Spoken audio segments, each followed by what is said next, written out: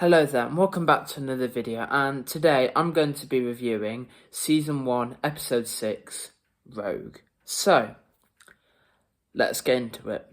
So, first of all, what did I think of this episode? I actually quite liked it, a lot better than Dot and Bull in my opinion. I definitely thought this was a lot more return to normal. It definitely felt a lot more like Doctor Who, if that makes sense. Great to see more of Shooty and Millie together. And first of all, a bit on a sad note, but I just thought I'd acknowledge the passing of William Russell, who played Ian Chesterton between 1963 and 1965. Such a great companion and definitely one of the people who actually got the show going, and I was so glad at the end of the episode to have seen him being sort of like dedicated, remembered, whatever the word is, at the end of the episode. So I was really glad to see that. But yeah, it's such a shame, such a shock, and definitely leaves a hole in the Doctor Who fandom. So yeah, let me know what your favourite episode starring William Russell is. Let me know in the comment section below. Yeah, so I really enjoyed this episode, and I think that's what the BBC do really, really well. I think they do like period dramas really well, really well. You look at stuff like Downton Abbey, stuff like that, and you can definitely tell that they take the extra step further and pay the attention to detail that it certainly needs, and you can definitely tell that has been done with this. I love the costumes for Rogue, the Doctor, and Ruby. My favourite's probably the Doctor. I just love the sort of like velvetness, very a nod to John Pertwee, the third Doctor. I can definitely see him and like Joe Grant or Sarah Jane Smith travelling back to the Regency era and him wearing that. I can definitely imagine that. Also as well, Millie Gibson's acting in this, either with Shooty or without, is really, really good, and I can definitely see her again becoming a fan favourite. Shooty, yeah, I still really like him as the Doctor. I think he's a really strong Doctor, but for me, he's taken a bit of time to come into his own, and I don't think that's a fault of his own.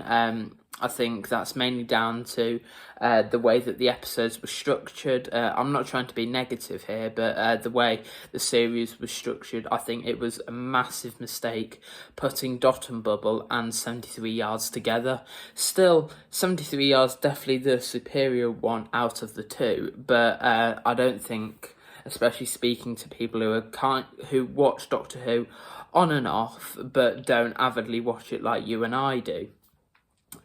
So I feel like having two episodes like two Doctor Light episodes where the Doctor's barely in it for most of the episode, I feel like a massive mistake. Maybe put one episode at the beginning, towards the beginning of the series, and one towards the end. So yeah, hopefully they don't do two Doctor Who Light episodes next year, or maybe just like leave a break for a year, or I don't know what they're planning, but hopefully they do something like that. Now let's talk about Rogue. I can't remember if it's like what his name is. It's like Jonathan Groff, something like that.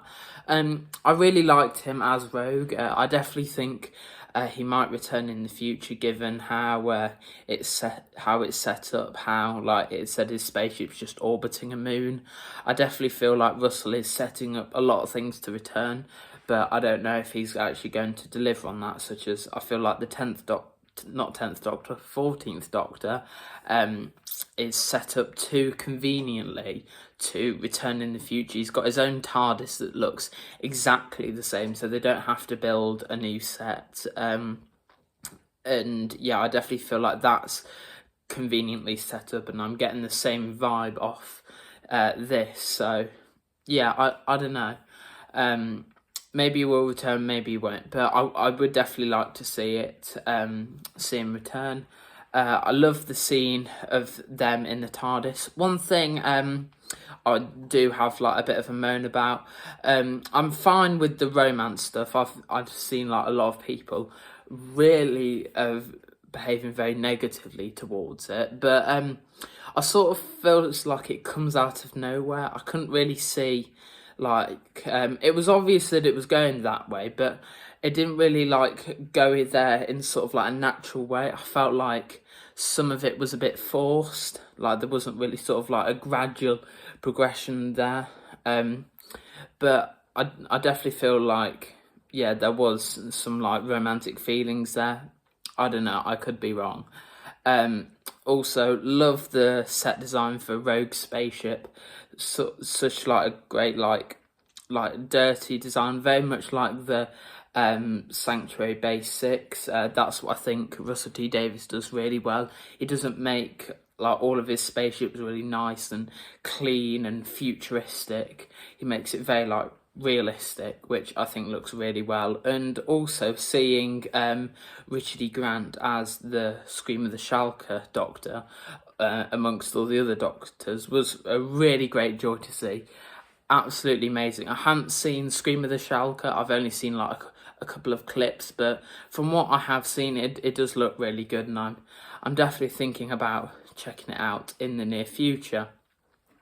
It was great to see the little scene where the Doctor was sort of like playing Kylie Minogue and Rogue was trying to stop it. I definitely think that worked with Ncuti's Doctor. I couldn't really think of any other Doctor that could work with. Maybe Matt Smith, but I definitely feel like that's a very 15th Doctor thing to do. Some other great things I enjoyed from this episode. I loved the sort of like dancing fight scene between the sort of like bird creature. I can't remember what they're called. Between her and Ruby. Really enjoyed that scene, and also the choreography for the dancing. I don't know how hard it is to like make a dance routine like that. I don't really have any experience with like choreographing dance, but from what I could see, it looked very intricate and hard to do, and it looked really impressive. So hats off to everyone doing the routine. But overall, I feel like this was a very solid episode of Doctor Who. I loved the bird creatures, how each one was like a different bird, and it's not very often a Doctor Who species one species looks very different to each other, and I really enjoyed that. Also, we got a trailer for the Legend of Ruby Sunday, the first part in the 2-part finale. Obviously, both of them in the UK will be screened at the cinema, which I will be going to, so it's definitely going to be a really fun experience seeing it with loads of other Doctor Who fans and seeing both the episodes on the big screen. But obviously, the first part will be screened first on the Saturday before. Yeah, I'm really looking forward to it. It looks like we're going to get some huge answers to maybe who Ruby's mum was, and to Susan Twist. Obviously, we got another glimpse of her in that painting, I think it was. So really great to see.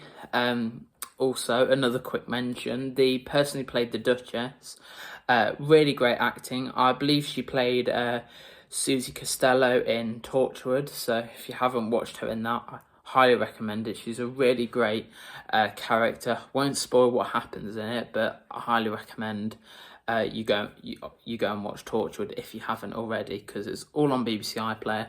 I'm not sure if you can get it, how you can get it around the world, but I know it's on like DVDs and Blu-rays and stuff. But yeah, I definitely think so far this series is one of the most consistent and solid series in like the modern run of Doctor Who so far, and I think if the finale can deliver and do a really good finale and a gripping cliffhanger, then I think that this definitely has the potential to be a top 3 or a top 5 season of Doctor Who. And when the season's over, I'll be doing sort of like an overview of my thoughts on the whole season as a whole. So yeah, that's it for this video. Let me know what you thought of it in the comment section down below, and let me know your hopes and your theories for the finale ahead. So yeah, just leave that in the comment section down below, and hit the like button and subscribe, and I'll see you in the next video. Bye!